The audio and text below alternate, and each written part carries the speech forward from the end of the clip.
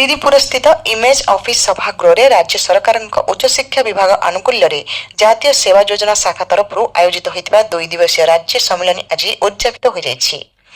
उद्यापनी समारोह में उच्च शिक्षा विभाग निर्देशक श्रीयुक्त कालीप्रसाद महापात्र मुख्य अतिथि भाव जोगदे एनएसएस विभिन्न सेवामूलक कार्यर भूयसी प्रशंसा करते।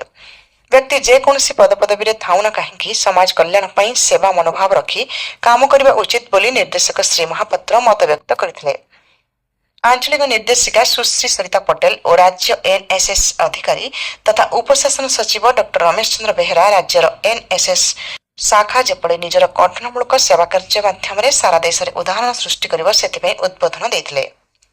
सूचना योग्य जे जून 24 और 25 दुई दिन धरी चली सम्मेलन में राज्यर समस्त विश्वविद्यालय कार्य करुवा जातीय सेवा योजनार कार्यक्रम संयोजक गण 30 जिला कार्यक्रम अधिकारी और स्वेच्छासेवी माने जोग देथिले। कार्यक्रम संयोजक जिला कार्यक्रम अधिकारी और स्वेच्छासेवी माननकु कार्यक्रम रे संबर्धित कराजिबा सहित समस्त प्रतिभागी माननकु प्रमाणपत्र प्रदान कराଯାଇଥିଲା। समिति ओडिसा रजत महापात्रଙ୍କ रिपोर्ट।